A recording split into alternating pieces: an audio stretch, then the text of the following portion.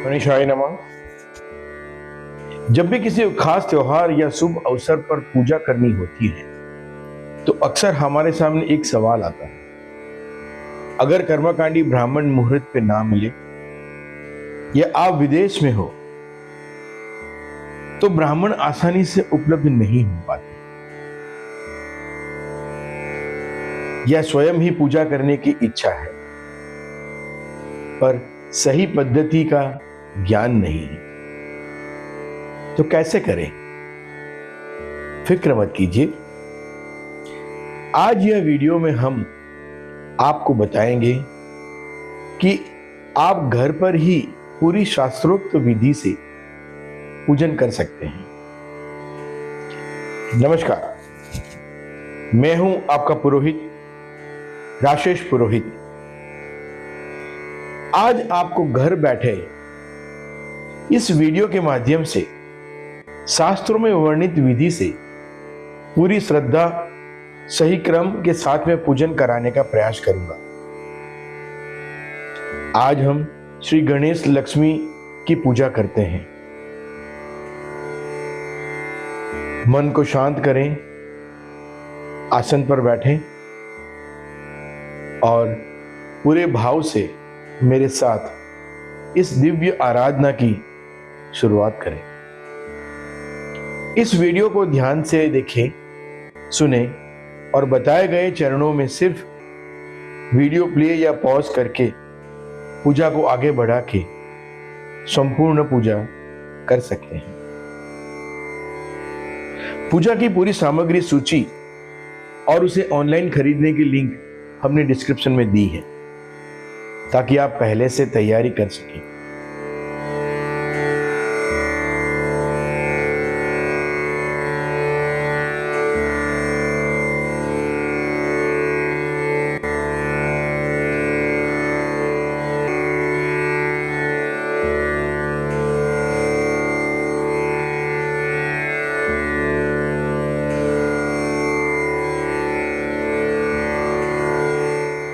आइए दीप जलाकर शुभारंभ करें श्री गणेश लक्ष्मी पूजन का। अब शुरू करते हैं श्री महालक्ष्मी पूजन की विधि। भगवान श्री गणेश सिद्धि, बुद्धि, शुभ और लाभ के स्वामी हैं। भगवती महालक्ष्मी चल और अचल, दृश्य और अदृश्य सभी प्रकार की संपत्ति, सिद्धि और निधियों की आदिदात्री देवी है। इसलिए जब हम दिवाली के दिन गणेश जी और महालक्ष्मी जी की संयुक्त पूजन करते हैं, ये जीवन में मंगल, समृद्धि, आनंद बढ़ाता है। दिवाली के दिन महालक्ष्मी और गणेश जी की नई प्रतिमाएं प्रतिष्ठा पूर्वक स्थापित की जाती है। पूजन से पहले घर को साफ करें, पूजा स्थान को पवित्र और खुद भी स्नान आदि से शुद्ध होकर सायंकाल के समय पूजा प्रारंभ करें। किसी पवित्र चौकी पर कपड़ा बिछाकर दाहिने भाग में श्री गणेश जी और बाएं भाग में माता महालक्ष्मी जी को स्थापित करें। अगर आपके पास धातु की मूर्ति हो तो उनको पंचामृत से स्नान, अन्य पूजन कर सकते हैं, परंतु मिट्टी की मूर्ति सिर्फ चौकी पर विराजमान करें और गणेश जी के प्रतीक के रूप में एक सुपारी के ऊपर रोली लपेटकर गणेश जी के प्रतीक के रूप में पूजा, पंचामृत स्नान कर सकते हैं। इसी तरह महालक्ष्मी के रूप में सिक्का या श्रीयंत्र की भी पूजा कर सकते हैं। आज हम दोनों रख ले रहे हैं। महालक्ष्मी जी के पास एक पवित्र पात्र रखें, उसमें केसर युक्त चंदन से अष्टकमल बनाएं और इस पर द्रव्य लक्ष्मी यानी कि 1 रुपये का सिक्का और सुपारी रखकर दोनों को एक साथ पूजा करें। पूजन सामग्री को पास में सुनिश्चित कर लें। अब करें प्राणायाम से शुभ शुरुआत। पूर्व या उत्तर की ओर मुख करके बैठे। नाक के बाएं छेद से सांस अंदर लें, धीरे से दाएं से छोड़ें, फिर दाएं से सांस भरकर बाएं से छोड़ें। इसे 3 बार दोहराएं। यह मन और शरीर दोनों को स्थिर करता है। इसके बाद हम आचमन से शुरुआत करते हैं अगले चरण की। आचमन के लिए अपने हथेली को ऐसे मोड़े कि वह गाय के कान के जैसे दिखे। कनिष्का, छोटी उंगली और अंगूठा अलग रखें, बाकी उंगलियां पास में हो। यह ब्रह्म तीर्थ हथेली के ऊपर के भाग से जल ले और हर मंत्र बोलते समय इसका जल का आचमन करें, यानी हथेली से थोड़ा पानी पिए। यह प्रक्रिया 3 बार करनी है। तीनों बार अलग अलग मंत्रों के साथ। जब मंत्र बोले तो जल पिए। ओम केशवाय नमः।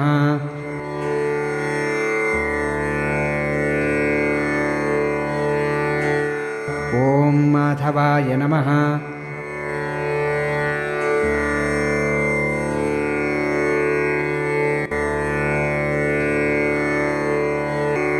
ओम नारायणाय नमः।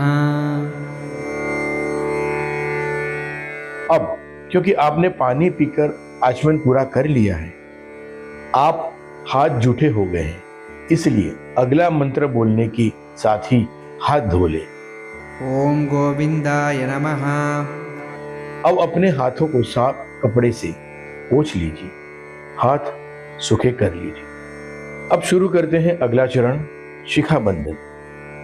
जब भी हम स्नान, दान, जप, होम, संध्या या देव पूजन जैसे कोई भी धार्मिक कर्म करते हैं तो हमेशा शिखा बांध कर ही करना चाहिए।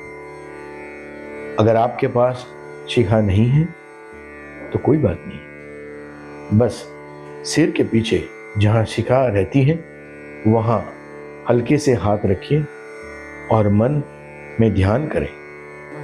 चिद्रूपिणी महामाये दिव्यतेजस्समन्विते तिष्ठ देवी शिखा मध्ये तेजो वृद्धि कुरुष्व मे। यह शिखा बंधन मन की एकाग्रता और दिव्यता को जगाने का प्रतीक है। अब करते हैं आसन की शुद्धि। पूजा के स्थान, आसन और सामग्री पर हल्का सा जल छिड़क के और उसे शुद्ध मंत्रों का जाप करें। ओम अपवित्रः पवित्रो वा सर्वावस्थां गतोऽपि वा यस्मरेत् पुण्डरीकाक्षं सबाह्याभ्यन्तरः शुचिः। अब 3 बार बोले। ओम पुण्डरीकाक्षः पुनातु। ओम पुण्डरीकाक्षः पुनातु। ओम पुण्डरीकाक्षः पुनातु। इससे पूजा स्थान और हमारा मन दोनों पवित्र हो जाता है। अब करते हैं तिलक। अगर यजमान अकेले पूजा कर रहे हैं तो खुद को तिलक लगाएं, और अगर पत्नी के साथ बैठे हैं तो दोनों एक दूसरे को तिलक करें। अब मंत्र के साथ तिलक करें। स्वस्तिस्तु पाविनी साक्षात् पुण्यकल्याणवृद्धिदा विनायकप्रिया नित्यतां च स्वस्तिन् ब्रुवन्तु नः। मन्त्रार्थः सफलाः सन्तु सन्तु पूर्णमनोरथाः। शत्रूणां बुद्धिनाशोऽस्तु मित्राणामुदयस्त्व।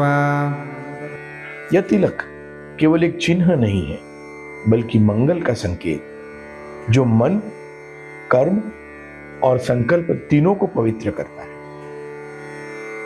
अब करते हैं कंकड़ बंधन। थाली से मोली मतलब रक्षा सूत्र उठाएं। पुरुष अपने बाएं हाथ में और स्त्री अपने दाएं हाथ में मंत्रोच्चार के साथ यह कंकण बांधे। प्रतिज्ञावरणं चैव स्वस्तिः पुण्याः वाचनं कपिलाय नमस्तुभ्यं रक्षाकङ्कणबन्धनम्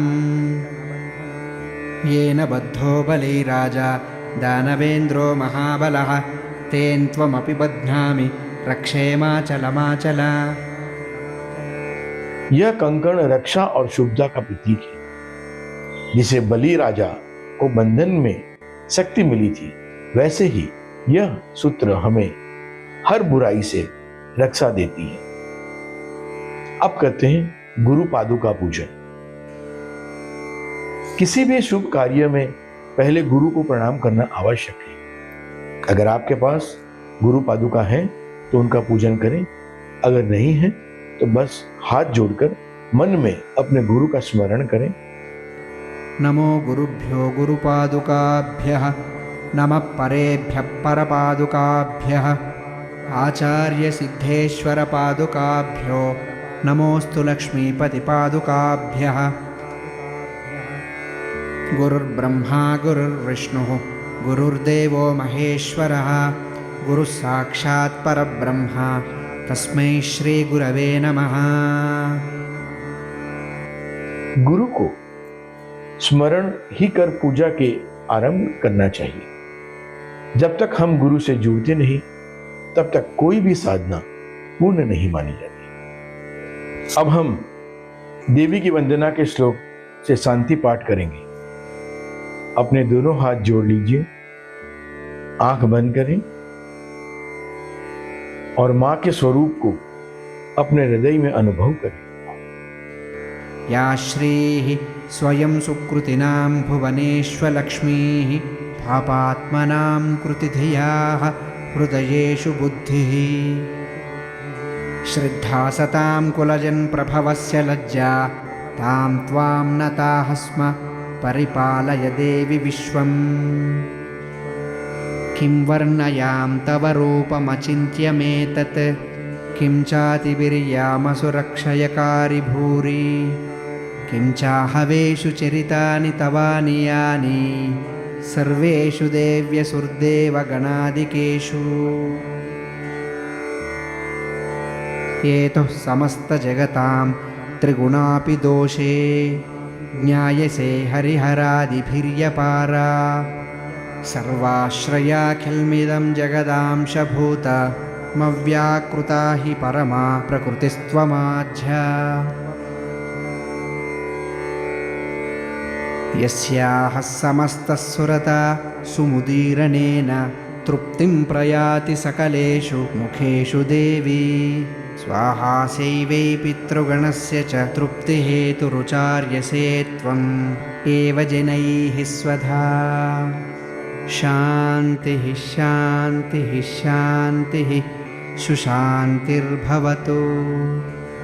हे देवी, हमारे मन, वचन और कर्म तीनों में शांति स्थापित, हमारे घर, हमारे जीवन और पूरे विश्व में सुशांति बनी रहे। यही है माँ की शांति प्रार्थना, जहाँ हर शब्दों के करुणा में करुणा, शक्ति और संतुलन का भाव है।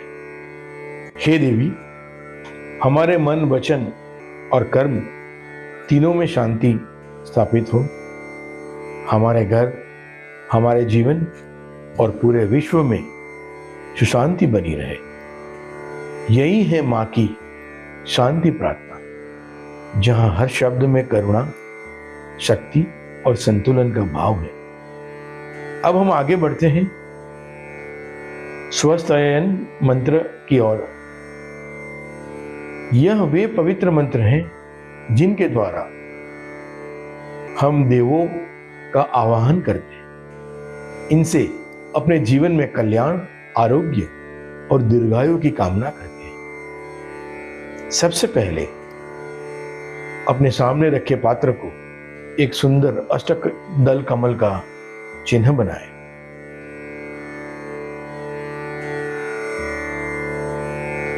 यदि आपके पास गणेश या अंबिका की मूर्ति नहीं है या मिट्टी की मूर्ति को स्नान नहीं करा सकते, एक सुपारी लीजिए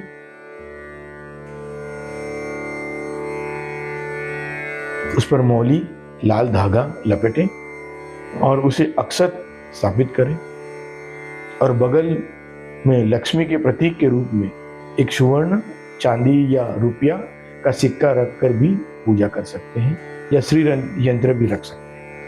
अब अपने दोनों हाथों में अक्षत और पुष्प लें, आंख बंद करें और शुद्ध भाव से स्वस्त्ययन मंत्र की उच्चार करें। इस प्रकार यह स्वस्त्ययन मंत्र हमारे चारों दिशाओं में शांति और हमारे जीवन में स्वास्थ्य और हमारे कर्मों में मंगल का संचार करता है। अब कुछ क्षण ध्यान स्थिर रखें और देवी देवताओं की कृपा के अनुभव करें। ॐ सर्वे भवन्तु सुखिनः, सर्वे सन्तु निरामयाः। स्वस्तिक मंत्र या स्वस्तिक मंत्र शुभ और शांति के लिए प्रयुक्त होता है। स्वस्ति का मतलब है शुभ और अस्तक, अस्ति मतलब कल्याण हो। जगत, परिवार और स्वयं को कल्याण के लिए शुभ वचन कहना ही स्वस्ति वचन है। हिंदू धर्म में धार्मिक काल में से चले आ रहे पूजा पाठ से जुड़े अनेक रिवाज हैं, पर पूजन से पहले स्वस्ति वचन मंत्र का पाठ का महत्व ऐसा माना जाता है कि मंत्रोच्चार से नेगेटिव एनर्जी खत्म हो जाती है और उससे हृदय और मन मिल जाते हैं। यह मंगल पाठ अवश्य करना चाहिए जिससे सभी देवी देवताओं को जागृत कर प्रसन्न कर सके। ॐ मानो भद्राः क्रतवो यन्तु विश्वतोऽद्यदब्धासो अपरितास् उद्भिदः देवानो यथा सद्मिद्वृधे आपन्नप्रायुवो रक्षितारो दिवे दिवे। देवानां भद्रा सुमतिर्जायताम्, देवानारातिर्भिनो निवर्तताम्, देवानां सख्यमुपसेदिमा वयम्, देवान आयुः प्रतिरन्तु जीवसे। तान् पूर्वया निविदाहुमहे वयं भगं मित्रमादितिं दक्षमस्त्रिधाम्, अरुणं वरुणग्वङ्व सोममश्विना सरस्वतीनः सुभगामयस्करत् तन्नो वातोमयो भुवातु भेषजम्। तन्माता पृथिवी तत्पिता द्यौः तद्ग्रावाणाः सोमसुतो मयो भुवस्तद्विश्वनाः शृणुतं दिश्न्यायुवम्। तमेषानं जगतस्तस्तु शश्वतीं धियं जन्ममवसे होमये वयम्। पूषा नो यथा वेदसामसद्वृथे रक्षिता पायुरदब्धः स्वस्तये। स्वस्ति न इन्द्रो वृद्धश्रवाः, स्वस्ति नः पूषा विश्ववेदाः, स्वस्ति नस्तार्क्ष्यो अरिष्टनेमिः, स्वस्ति नो बृहस्पतिर्दधातु। पृषदश्वा मरुतः वृष्णिममातरः शम्भुयावानो विदथेषु जग्मयः अग्निजिह्वा मानवः सुरचक्षसो विश्वेनो देवा अवसागमाग्निः। भद्रं कर्णेभिः शृणुयाम देवाः, भद्रं पश्येमाक्षभिर्यजत्राः, स्थिरैरङ्गैः सुष्ठुवां स्वस्तनूभिः व्यशेम देवाहितं युदायुः। शतमित्रुः शरदो अन्तिदेवा यत्रा नक्षत्रा जरसां तनूनां, पुत्रासो यत्र पितरो भवन्ति मानो मध्यारिरिशतायुर्धनो। अदितिद्दयोनार्जिति अन्तरिक्षमातार्दिति माता सा पिता स पुत्रः। विश्वे देवा अदितिः पञ्चजन अदितिर्जाता तद्मितिर्जनित्वम्।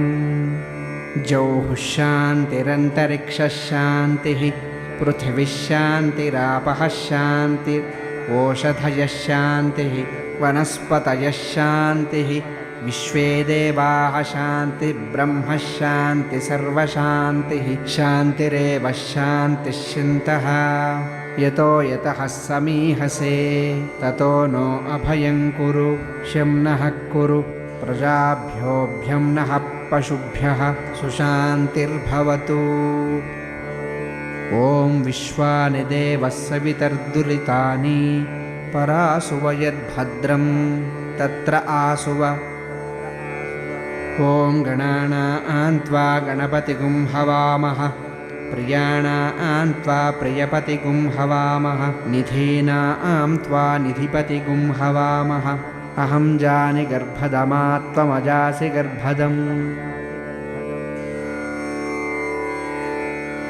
ॐ अम्बे अम्बिकायां बालिके न मनयति कश्चन ससस्त्याश्वकः सुभद्रिकां काम्पीलवासिनीं। श्रेश्च ते लक्ष्मीश्च पत्न्यो होरात्रे पार्श्वे नक्षत्राणि रूपम् अश्विनो व्याप्तम् इष्टं मनिषाना सर्वं मनिषाना अमुं मनिषाना। ॐ शान्ति शान्ति शान्तिः। अब हम अगले चरण में बढ़ते हैं।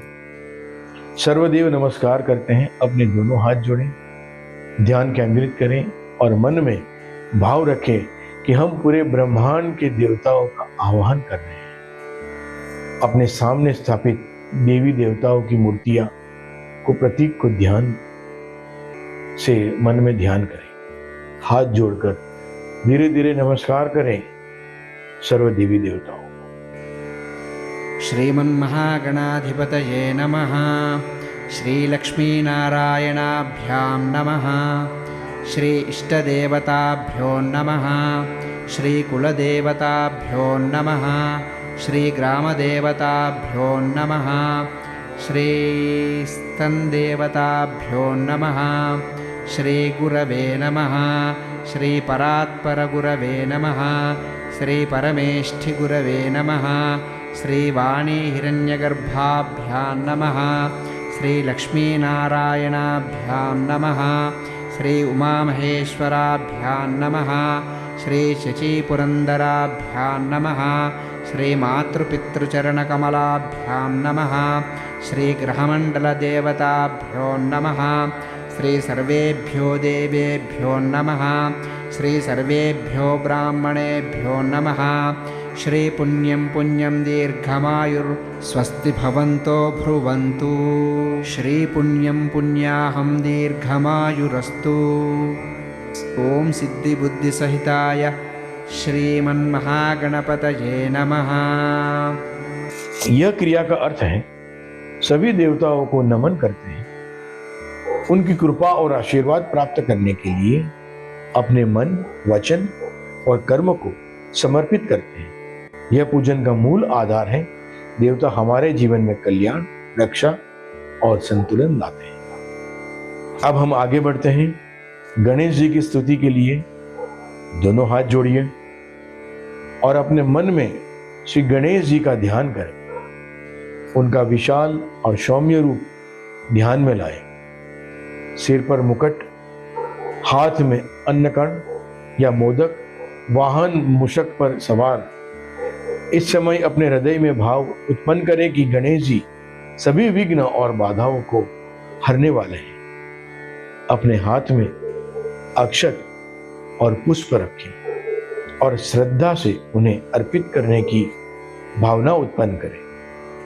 ॐ गणपतये नमः। ॐ गणेशाय नमः। सुमुखश्चैकदन्तश्च कपिलो गजकर्णकः धूमकेतुर्गणाध्यक्षोपालचन्द्रो गजाननः लम्बोदरश्च विकटो विघ्ननाशो विनायकः द्वादशैतानि नामानि यः पठेत् शृणुयादपि। विद्यारम्भे विवाहे च प्रवेशे निर्गमे तथा संग्रामे सर्वकार्येषु विघ्नस्तस्य न जायते। शुक्लाम्बरधरं विष्णुं शशिवर्णं चतुर्भुजं प्रसन्नवदनं ध्यायेत् सर्वविघ्नोपशान्तये। अभीप्सितार्थसिद्धयात् पूजितो यः सुरासुरैः सर्वविघ्नहरस्तस्मै गणाधिपतये नमः। सर्वमङ्गलमाङ्गल्ये शिवे सर्वार्थसाधिके शरण्ये त्र्यम्बके गौरि नारायणी नमोऽस्तु ते। सर्वदा सर्वकार्येषु नास्ति तेषाममङ्गलम् येषां हृदयस्थो भगवान् मङ्गलायतनं हरिः। तदेव लग्नं सुदिनं तदेव ताराबलं चन्द्रबलं तदेव विद्याबलं दैवबलं तदेव लक्ष्मीपते ते मङ्घ्रियुगं स्मरामि। लाभस्तेषां जयस्तेषां कुतस्तेषां पराजयः येषामिन्दीवरश्यामो हृदयस्थो जनार्दनः। यत्र योगेश्वरः कृष्णो यत्र पार्थो धनुर्धरः तत्र श्रीविजयोर्भूतिर्भुवानिर्दुर्मतिर्मम। अनन्याश्चिन्तयान्तो मये जनाः पर्युपासते तेषां नित्याभियुक्तानां योगक्षेमं वहाम्यहम्। स्मृते सकलकल्याणं भाजनं यत्र जायते पुरुषं तमजं नित्यं व्रजामि शरणं हरिम्।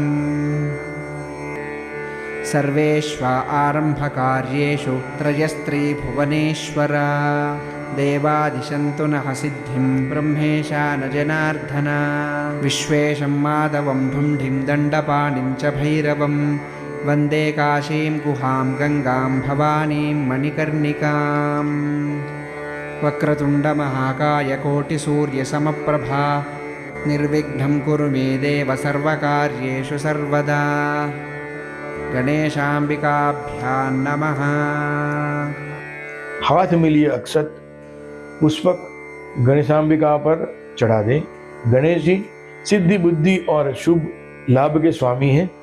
जब हम उनका स्मरण और स्तुति करते हैं तो हमारे जीवन में भी सभी विघ्न दूर होते हैं, मन की एकाग्रता बढ़ती है और प्रत्येक कर्म में सफलता और आनंद आता है। अब कुछ क्षण शांति से बैठे अपने हृदय में गणेश जी की कृपा का अनुभव करें। अब हम बढ़ते हैं अगले चरण संकल्प की ओर। पूजा में संकल्प के बिना कोई कार्य पूर्ण नहीं माना जाता। आज हम अपने संपूर्ण परिवार के साथ सभी देवताओं की उपस्थिति में पूजा करने का संकल्प ले रहे हैं। साथ ही हम प्रभु की कृपा और सभी कार्यों की सफलता की कामना करेंगे। संकल्प की विधि है, आचमनी में पात्र में जल भरे और उसमें थोड़े चावल डाल दें। ध्यान से अपने हृदय में मन बनाएं कि अब हम सभी देवताओं को आमंत्रित कर रहे हैं, सभी शुभ कार्यों की सिद्धि के लिए संकल्प ले रहे हैं। ओम विष्णुर्विष्णुर्विष्णुः श्रीमद्भगवतो महापुरुषस्य विष्णोराज्ञप्रवर्तमानस्य ब्राह्मणः द्वितीयपरार्धे श्रीश्वेतवराहकल्पे वैवस्वतमन्वन्तरे अष्टाविंशतिमे कलियुगे प्रथमचरणे भुवर्लोके भरतखण्डे जम्बूद्वीपे अस्मिन् ग्रामे अस्मिन् नगरे अस्मिन् शुभतिथौ शुभनक्षत्रे शुभयोगे शुभकरणे। आपका गोत्र यहाँ बोलिए। अहम श्रुतिस्मृतिपुराणोक्तफलप्राप्त्यर्थः मम कुटुम्बस्य निर्विघ्नता सिद्ध्यर्थ आयुरारोग्यैश्वर्याभिवृद्ध्यर्थ दशाविध शुभलक्ष्मी प्राप्त्यर्थ सर्वत्र योग विजय लाभ कीर्ति संपादनार्थ मम सकल मनोरथ सिद्धिद्वारा सकलेष्ण सुख संपादनार्थ रोगशोक भयताप अशुभ निवृत्त्यर्थ श्री गणेश श्री लक्ष्मी देवता पूजार्थ पूजनं च पूजन करिष्ये। जल को पात्र में रखने यह संकल्प प्रतीक है, शुद्धता, समर्पण और दिव्यता का आरंभ है। अब हम आगे बढ़ते हैं। न्यास विधि। संकल्प के पश्चात न्यास करें। मंत्रोच्चार के साथ दाहिने हाथ से अंगों को स्पर्श करें। अंग न्यास। बाएं हाथ सहस्रशीर्षा पुरुषः सहस्राक्षत् सहस्रपात् स भूमिं विश्वतो ऋत्वा अच्छतिष्ठद्दशाङ्गुलं दाहिने हाथ। पुरुष एवेदगुं सर्वं यद्भूतं यश्च भव्यम् उतामृतत्वशेषानः यदन्येनातिरोहति। बायां पैर। एतावानस्य महिमा अतोऽध्यायागुंश्च पूरुषः पादोऽस्य विश्वाभूतानि त्रिपादस्यामृतं दिवि। दाहिना पैर। त्रिपादोऽर्धौ दैत्पुरुषः पादोऽस्येहा भवात् पुनः ततो विश्वं व्यक्रामतु शासनानशनी अभि। वाम जांघ। ततो विराजयत् विराजो अधिपूरुषः सजातो अश्चरिष्यत पश्चाद्वो मिमधो पुरः। दक्षिण जांघ। तस्मात् यज्ञात् सर्वहुतः संवृतं वृषदाज्यं पशोगुस्तागुश्चक्रियवायव्यान् आरण्यान् ग्राम्याश्च ये। वाम कटिभाग। तस्मात् यज्ञात् सर्वहुतः अर्चः सामानि जज्ञिरे छन्दागुंसजज्ञिरे तस्मात् यजुस्तस्मादजायते। दक्षिण कटिभाग। तस्मादश्वा अजायन्त एकेजो भयादतः गावो हि जज्ञिरे तस्मात् जाता अजावयः। नाभि। तं यज्ञं बर्हिषि प्रोक्षन्नो पुरुषं जातमग्रतः तेन देवा अयजन्त साध्या ऋषयश्च ये। हृदय। यत्पुरुषं व्यदतुः कतिधा व्यकल्पयन् मुखं किमस्य को बाहु का वोरूपादावुच्यते। करन्यास। वाम बाहु। ब्राह्मणो अस्य मुखमासेत् बाहुराजन्यकृतः ऊरू तदस्य यैद्वैश्यः तद्भ्यागुं शूद्रो अजायत। दाहिना बाहु। चन्द्रमा मनसो जातः चक्षो सूर्यो अजायत मुखादिन्द्रश्चाग्निश्च प्राणाद्वायुरजायत। कंठ। नाभ्या आसीदन्तरिक्षं शीर्ष्णोद्यौ समवर्तत पद्भ्यां भूमिर्दिशश्रोत्रात् तथा लोकागुम् अकल्पयन्। मुख। यत्पुरुषेण हविषा देवा यज्ञमतन्वत वसन्तो अस्यासीदाज्यं ग्रीष्मयुद्भश्यरद्धभिः। आँख। सप्तास्यासन् परिधयः त्रिसप्तसमिधः कृताः देवा यज्ञं तन्वानाः अबद्धं पुरुषं पशुं। मूर्धा। यज्ञेन यज्ञमयजन्त देवाः तानि धर्माणि प्रथमान्यासन् तेहनाकं महिमानर्चसन्ते यत्र पूर्वे साध्याः सन्ति देवाः। पूजा में अंगन्यास और करन्यास सभी अंग और दिशाओं को सही स्पर्श से देवताओं को निमंत्रण और ऊर्जा का संचार। श्री गणेश और लक्ष्मी जी की पूजा अब आगे बढ़ाते हुए हम आरंभ कर रहे हैं आज के प्रधान देव गणपति और गौरी के पूजन की विधि। पूजन में यदि कोई वस्तु उपस्थित ना हो तो मनसा परिकल्प्य समर्पयामि कहते हुए मन में उनका भाव करें। जैसे यदि आभूषण उपलब्ध ना हो तो कहे आभूषणम मनसा परिकल्प्य समर्पयामि। आज सभी भक्त हाथ में अश्वत्थ लेके भगवान श्री गणेश का ध्यान करें। भगवान गणेश का ध्यान गजाननं भूतगणादिसेवितं कपित्थजिम्बूफलचारुभक्षणम् उमासुतं शोकविनाशकारकं नमामि विघ्नेश्वरपादपङ्कजम्। भगवती गौरी का ध्यान करें। नमो देव्यै महादेव्यै शिवायै सततं नमः। नमः प्रकृत्यै भद्रायै नियताः प्रणतास्मताम्। अब हम गणेश जी का आह्वान करेंगे। सभी भक्त शुद्ध भाव से हाथ जोड़ें। ॐ गणानां त्वा गणपति हवामहे प्रियाणां त्वा प्रियपति हवामहे निधीनां त्वा निधिपति हवामहे वासो मम अहं जानी गर्भदमा त्वं जासि गर्भदाम्। ये ह्यहि हेरम्भमहेशपुत्र समस्तविघ्नोघविनाशदक्ष माङ्गल्यपूजा प्रथमप्रधाना गृहाणपूजां भगवन्नमस्ते। ॐ भूर्भुवः स्वः सिद्धिबुद्धिसहिताय गणपतये नमः। गणपतिमावाहयामि स्थापयामि पूजयामि च। हाथ में अक्षत गणेश जी पर चढ़ा दें। फिर अक्षत लेकर गणेश जी के और गौरी जी का आवाहन करें। अम्बे अम्बिके अम्बालिके नमायनति कश्चन समस्तश्वकः सुभद्रिकां काम्पीलवासिनीं हेमाद्रितनयां देवीं वरदां शङ्करप्रियां लम्बोदरस्य जननीं गौरीमावाहयामह्यम्। ॐ भूर्भुवः सुवः स्वगौर्यायै नमः। गौरीमावाहयामि स्थापयामि पूजयामि च। ॐ मनोज्योतिर्जुषतां माज्यस्य बृहस्पतिर्यज्ञमीं तनोत्वरिष्टं यज्ञसमिमं दधातु। विश्वे देवास इहमादयन्तां ॐ प्रतिष्ठा। अस्यै प्राणाः प्रतिष्ठन्तु अस्यै प्राणाः क्षरन्तु च।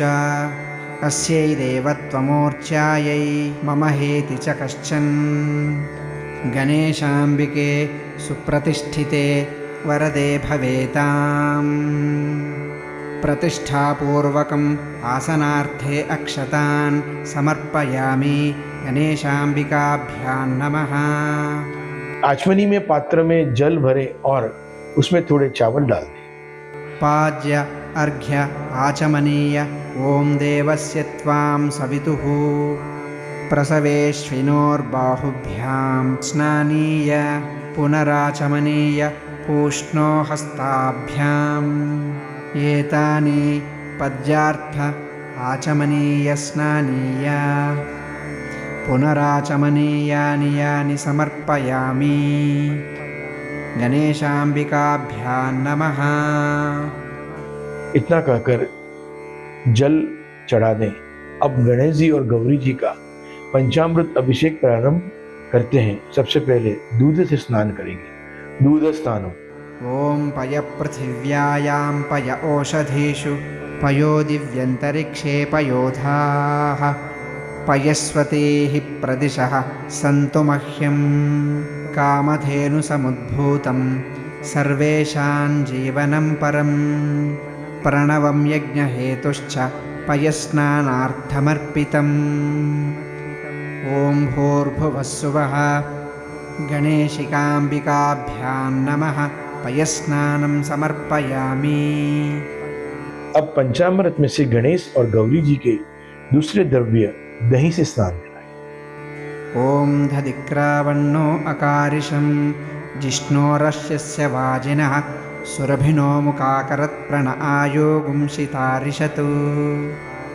पायसस्तु समुद्भूतं मधुरं लं शशिप्रभं।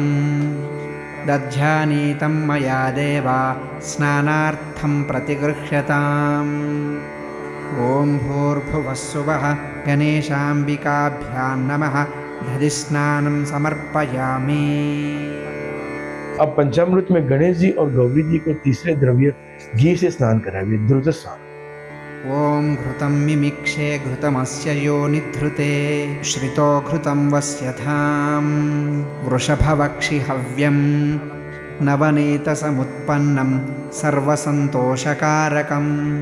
घृतं तुभ्यं प्रदास्यामि स्नानार्थप्रतिगृह्यताम्। ॐ भूर्भुवः सुवः गणेशाम्बिकाभ्यां नमः। घृतस्नानं समर्पयामि। अब पंचामृत में गणेश और गौरी जी को चौथे द्रव्य मधु से स्नान। ॐ मधुवातारुतायते मधुक्षरन्ति सिन्धवः। माध्वीर्नः स्वन्तोषधीः मधुनक्तमुतोषसे। मधुमत्पार्थिवगुम्रजः मधुज्जौरस्तु नः पिताः। पुष्परेणुः समुद्भूतं सुस्वादुं मधुरः मधु। तेजपुष्टिकरं दिव्यं स्नानार्थं प्रतिगृह्यताम्। ॐ भूर्भुवः सुवः गणेशाम्बिकाभ्यां नमः। मधुस्नानं समर्पयामि। अब पंचामृत में गणेश और गौरी जी के पंचम द्रव्य शर्करा से स्नान करें। शर्करा स्नान। ॐ अपारसमुद्वयसा सूर्ये सन्तु समाहितम् आपारसस्य यो रसस्वन्तं वो गृह्णाम्युत्ततं पायं गृहीतो इन्द्राय त्वा जुष्टं गृह्णाम्येषते योनिरिन्द्राय त्वां जुष्टतमम् इक्षुरससमुद्भूतं शर्करां पुष्टिदां शुभम् मलापहारिकां दिव्यां स्नानार्थप्रतिगृह्यताम् ॐ भूर्भुवस्सुवः गणेशाम्बिकाभ्यां नमः शर्करास्नानं समर्पयामि। हम पंचामृत से गणेश जी और गौरी जी सभी पांचों द्रव्यों से स्नान कराएंगे। पंचामृत स्नानम। ॐ पञ्चनद्यः सरस्वतीमापि यान्ति शास्त्रोतसः सरस्वती तु पञ्चाधा स्वदेशेभ्यो वत्सरेत् पञ्चामृतमयानीतं पयोधति घृतं मधु शर्करया समायुक्तं स्नानार्थं प्रतिगृह्यताम् ॐ भूर्भुवस्सुवः गणेशाम्बिकाभ्यां नमः पंचामृतस्नानं समर्पयामि। जल पवित्र से देवताओं की मूर्तियों को स्नान कराएं। अब पंचामृत स्नान के बाद चंदन का लेप किया जाता है। ॐ आशुनाते आशुः परुच्यतां परुषा परुः गन्धस्ते सोममवतु मावय रसो अच्युतः मलया चलत्सम्भूतचन्दनेन विनिश्रितम् इदं गन्धोदकस्नानं कुङ्कुमावतं च गृह्यताम् गणेशाम्बिकाभ्यां नमः गन्धोदकस्नानं समर्पयामि। अब शुद्ध जल से स्नान कराएं। सभी पवित्र नदी का जल है, इसमें यह भावना के साथ शुद्ध जल ले लें। ॐ शुद्धवालः सर्वशुद्धवालो मणिवालस्त अश्विनाः श्वेतः श्वेताक्षेत्रः पशुपतये कर्णायामा अबलिप्तारौद्रानभोरूपः पर्जन्याः गंगा च यमुना चैव गोदावरी सरस्वती नर्मदा सिन्धु कावेरी स्नानार्थप्रतिगृह्यताम् शुद्धोदकस्नानम् ॐ भूर्भुवस्सुवः गणेशाम्बिकाभ्यां नमः शुद्धोदकस्नानं समर्पयामि। शुद्धोदकस्नानान्ते आचमनीयं जलं समर्पयामि। अब गणेश जी और लक्ष्मी जी को साफ कपड़े से साफ करें, अपने स्थान पर वापस स्थापित कर दें। अब गणेश जी और लक्ष्मी जी के वस्त्र, जनेऊ, तिलक, चंदन, फूल, माला और भोग लगाया जाएगा। प्रथम वस्त्र। वस्त्र के लिए मोली से थोड़ा सा धागा तोड़कर गणेश जी और लक्ष्मी जी को वस्त्र की भावना करके अर्पण करें। ॐ युवासु वासः परिवेत आगात्सु श्रेयान् भवति जायमानाः तान् धीरासः कवय उन्नयन्ति स्वाध्यो मनसा देव्यान्तः सीतावतोषणस्त्राणां तां लज्जया रक्षणं परं देहालङ्कारं वस्त्रमतः शान्तिं प्रयच्छ मे।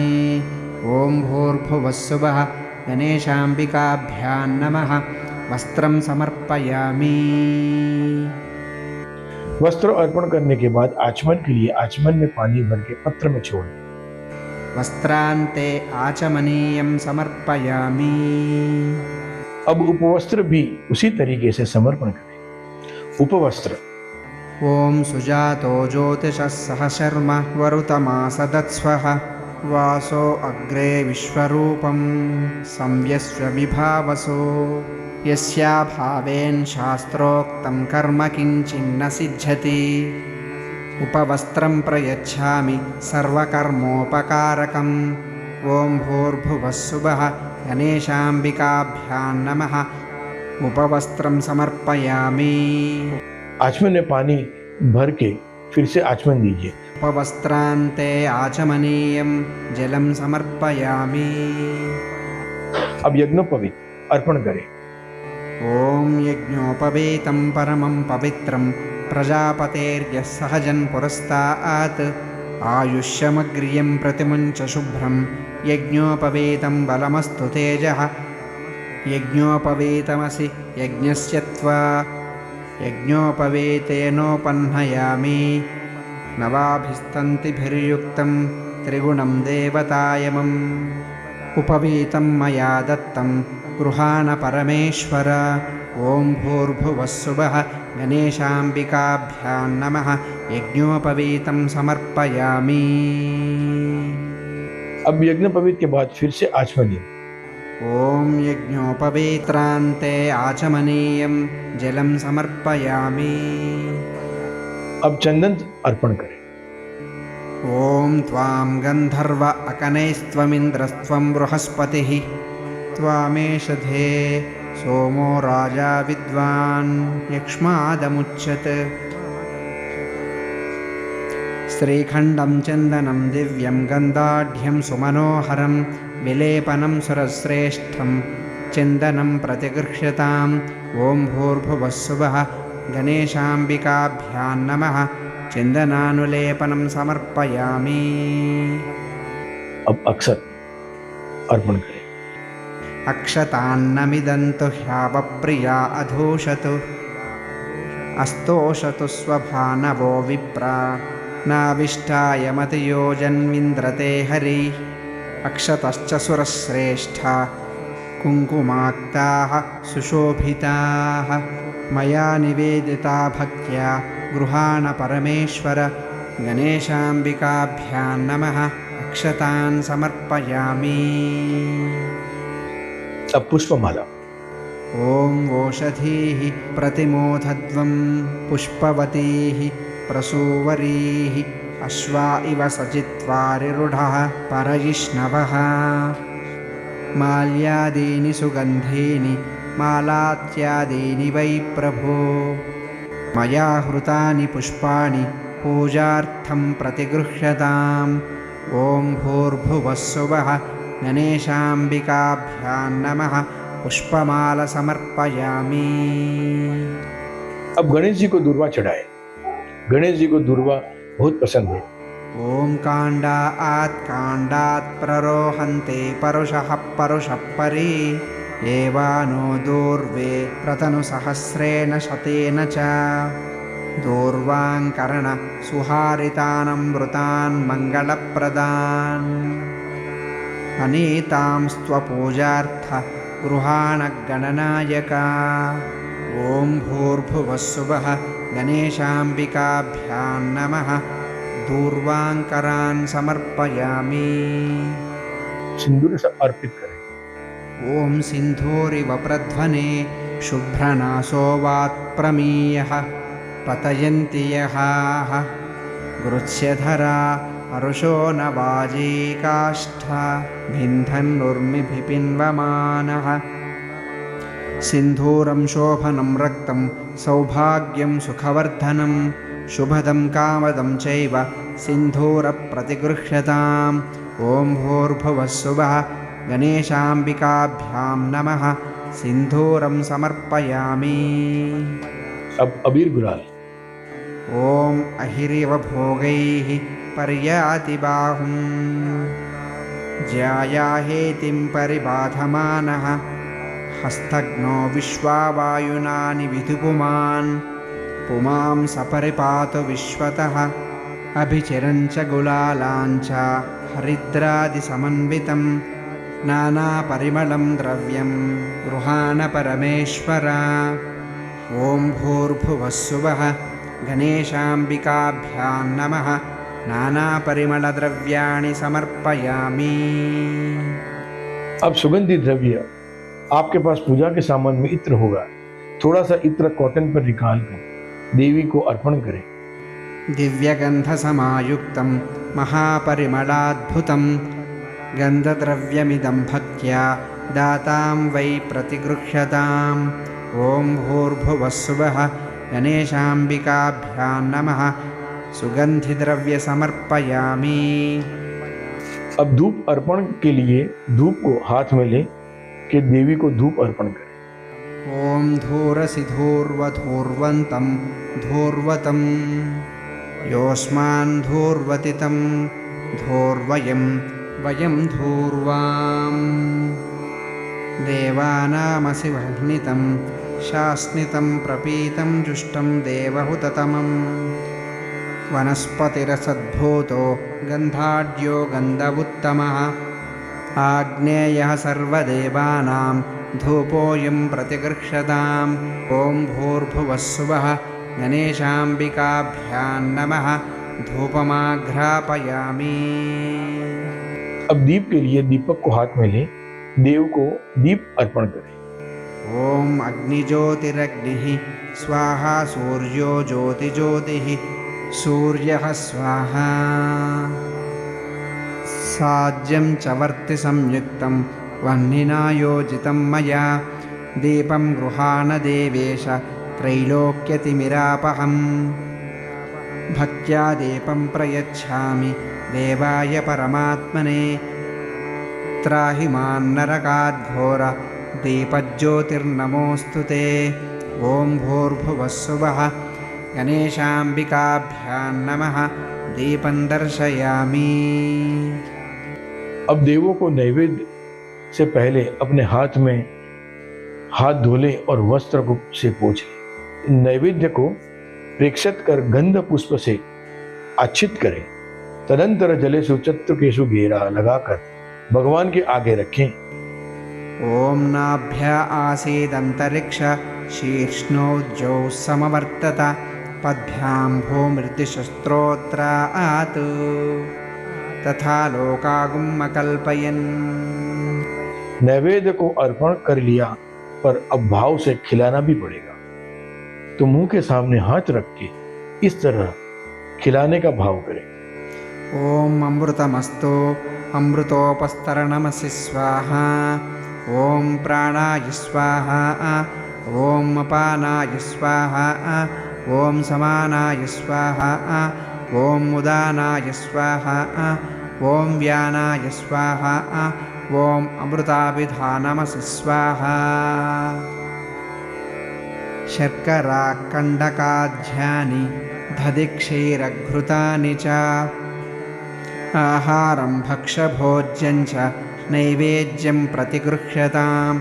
ॐ भूर्भुवः स्वः गणेशाम्बिकाभ्यां नमः नैवेद्यं निवेदयामि। अब नैवेद्य के बाद आचमन अर्पण। नैवेद्यान्ते आचमनीयं जलं समर्पयामि।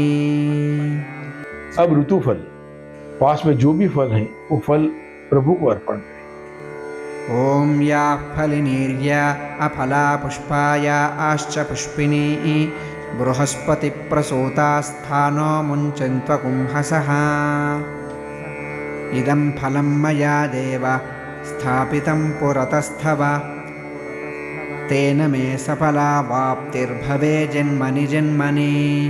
ॐ भूर्भुवः स्वः गणेशाम्बिकाभ्यां नमः ऋतुफलानि समर्पयामि। ऋतुफल अर्पण करें। फल के बाद फिर से आचमनम फलान्ते आचमनीयं जलं समर्पयामि। उत्तरापोषण परंपरा के अनुसार भोजन के बाद पानी पीने की एक प्रक्रिया है जो भोजन की अच्छी तरह पचाने के लिए की जाती है। उत्तरपोषणार्थम जल समर्पयामि गणेशाम्बिकाभ्यां नमः जलदे। नैवेद्य समर्पण के पश्चात मंत्र पढ़ते हुए भगवान गणेश को चंदन युक्त जल समर्पित करो। ॐ अशुना ते अशुः प्रच्यतां परुषा परुः गन्धास्ते सोममवतु मादय रसो अच्युतः चन्दनं मलयोद्भूतं कस्तूर्यादिसमन्वितं करोद्वर्तनकं देवगृहाण परमेश्वर। ॐ भूर्भुवः स्वः गणेशाम्बिकाभ्यां नमः करोद्वर्तनकं चन्दनं समर्पयामि।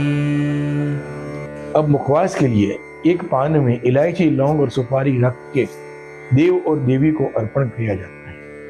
तांबूल यत्पुरुषेण हविषा देवा यज्ञमतन्वता वसन्तो अस्यासीदाज्यं ग्रीष्मयुद्भः शरद्धभिः फूगीफलं महादिव्यं नागवल्लिर्दलैर्युतम् एलादिचूर्णसंयुक्तं ताम्बूलं प्रतिगृह्यताम्। ॐ भूर्भुवः स्वः गणेशाम्बिकाभ्यां नमः। मुख्वासार्थम् एलालवङ्गपूगीफलसहितताम्बूलं समर्पयामि। अब कुछ सिक्के दक्षिणा के रूप में चढ़ाया जाता है। ॐ हिरण्यगर्भः समवर्तताग्रे भूतस्य जातः पतिरेक आसीत्। सदा धारा पृथिवीं यामुते मां कस्मै देवाय हविषा विधेम। हिरण्यगर्भगर्भस्थं हेमबीजं विभावसुः अनन्तपुण्यफलदमतः शान्तिप्रयच्छ मे। ॐ भूर्भुवः स्वः गणेशाम्बिकाभ्यां नमः। कृतयाः पूजयाः साद्गुण्यार्थे द्रव्यदक्षिणं समर्पयामि। पूजा की समाप्ति में देव देवियों की आरती अर्पण की जाती है। आरती। ॐ इदहविः प्रजननं मे अस्तु दशवीर सर्वगान् स्वस्ति। आत्मसनी प्रजासनी पशुसनी लोकसंयभयसनी अग्निप्रजां बहुलां में करोत्पन्नं पयोरेतो अस्मासु घत्त। दिवः सदासि बृहति वितिष्ठ आत्वेषं वर्तते तमः। कदलीगर्भसम्भूतं कर्पूरं तु प्रदीपितम् आरार्तिकमहं कुर्वे पश्य मे वरदो भव। गणेशाम्बिकाभ्यां नमः। आरार्तिकं समर्पयामि। आपकी पूजा की थाली में कपूर की डब्बी रखोगी, उसमें से कपूर निकालकर आरती के पात्र में रख दे। कपूर की आरती करें, कपूर को जला दे, ध्यान से, बहुत ज्वलनशील होता है।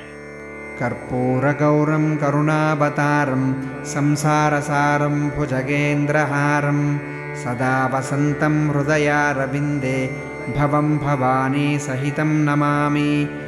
मङ्गलं भगवान् विष्णुः मङ्गलं गरुडध्वज मङ्गलं पुण्डरीकाक्ष मङ्गलायतनो हरि।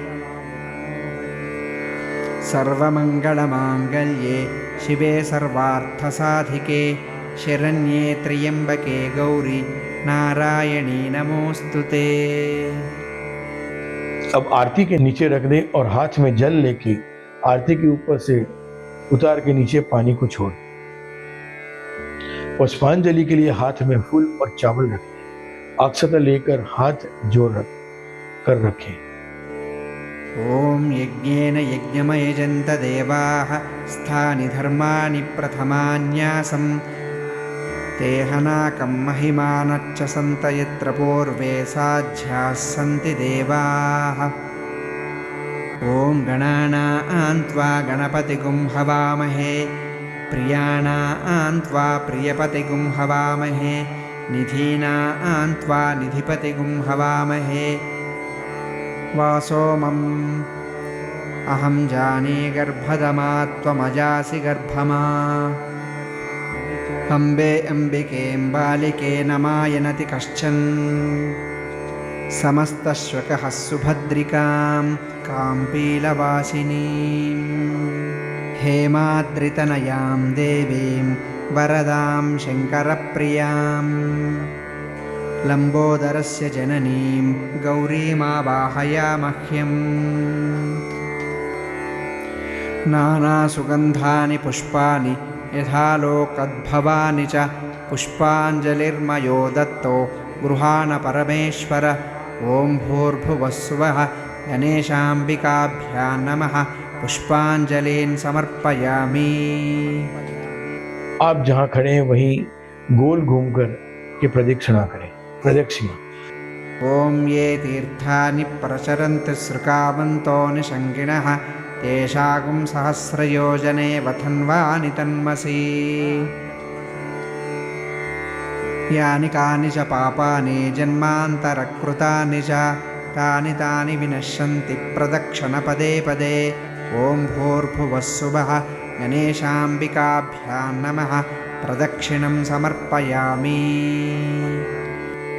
विशेषाद्यर्थ ताम्रपत्र में जल, चंदन, अक्षत, फूल, देवों, दूर्वा और दक्षिणा रखकर आद्य पात्र को हाथ में लेकर रक्ष रक्ष गणाध्यक्ष रक्ष त्रैलोक्य रक्षक भक्तानामभयं कर्ता त्राता भव भवार्णवत् द्वैमातुरकृपा सिन्धो षण्मातुराग्रज प्रभो वर्धस्त्वं वरं देहि वाञ्छितं वाञ्छितार्थ अनेन सफलार्येण वरदोऽस्तु सदा मम। ॐ भूर्भुवः स्वः गणेशाम्बिकाभ्यां नमः। विशेषार्घ्यौ समर्पयामि। अब आखिरी प्रार्थना, हाथ जोड़े प्रार्थना करें। विघ्नेश्वराय वरदाय सुरप्रियाय लंबोदराय सफलाय जगद्धिताय नागाननाय श्रुतियज्ञविभूषिताय गौरीसुताय गणनाथ नमो नमस्ते। भक्तार्तिनाशं पराय गणेश्वराय सर्वेश्वराय शुभदाय सुरेश्वराय विद्याधराय विकटाय च वामनाय भक्तप्रसन्नवर्णाय नमो नमस्ते। नमस्ते ब्रह्मरूपाय विष्णुरूपाय ते नमः। नमस्ते रुद्ररूपाय करीरूपाय ते नमः। विश्वरूपस्वरूपाय नमस्ते ब्रह्मचारिणे भक्तप्रियाय देवाय नमस्तेभ्यं विनायक। त्वां विघ्नशत्रुदलनेति च सुन्दरेति भक्तप्रियेति सुखदेति फलप्रदेति विद्याप्रदेच्च हरेति च ये स्तुवन्ति तेभ्यो गणेशवरदो भवनित्यमेव। त्वं वैष्णवी शक्तिरनन्तवीर्या विश्वस्य बीजं परमासि माया सम्मोहितं देवि समस्तमेतत् त्वं वै प्रसन्ना भुवि मुक्तिहेतुः। ॐ भूर्भुवः स्वः गणेशाम्बिकाभ्यां नमः। प्रार्थनापूर्वक नमस्कारान् समर्पयामि। अब देव देवी की पूजा संपन्न हुई है तो साष्टांग नमस्कार करें और पूजा में कोई चूक हो गई हो तो क्षमा करें। गणेश पूजने कर्मण्यनुनामधिकं कृतं पदि सर्वेण सर्वात्मा प्रशंसोऽस्तु सदा माम्। अनया पूजया गणेशाम्बिके प्रियेतां नमाम्। समस्त पूजन कर भगवान को अर्पण करें। भगवान को समर्पित करने का भाव करें तथा पुनः नमस्कार करें। अचल प्रतिमा का विसर्जन नहीं किया जाता है, किंतु आवाहित एवं देव प्रतिमाओं का विसर्जन करना चाहिए। इस प्रकार से श्री गणेश और माता गौरी का पूजन विधि पूर्वक संपन्न होता है। अपने पूरे भाव और श्रद्धा से साथ दिया, इसके लिए आप सभी का हार्दिक धन्यवाद। अगर आपको यह वीडियो पसंद आया है, लाभदायक लगा है तो कृपया लाइक करें, शेयर करें और हमारे चैनल को सब्सक्राइब करें। आप इस चैनल पर इसी तरह की और भी ऑनलाइन पूजाएं, हवन और पाठ देखेंगे, जो पूरी विधि शास्त्रीय तरीके से आपको घर बैठे करने में मदद करेंगे। अगर आपके पास कोई सुझाव है या आपकी अगली पूजा किसी विशेष देवता की करवाना चाहते हैं तो कृपया कमेंट में जरूर लिखिए। यदि इस पूजा से आपको शांति, संतोष या कृपा का अनुभव हुआ है तो आप स्क्रीन पर दिए गए QR कोड को देख स्कैन करें, अपनी श्रद्धा अनुसार दक्षिणा अर्पित कर सकते हैं। नमः पार्वती पते हर हर महादेव। जय गणेश, जय गणेश, जय मां गौरी। आपको दिवाली सुख, शांति और समृद्धि लाए। दिवाली की बहुत बहुत शुभकामनाएं। नमस्कार।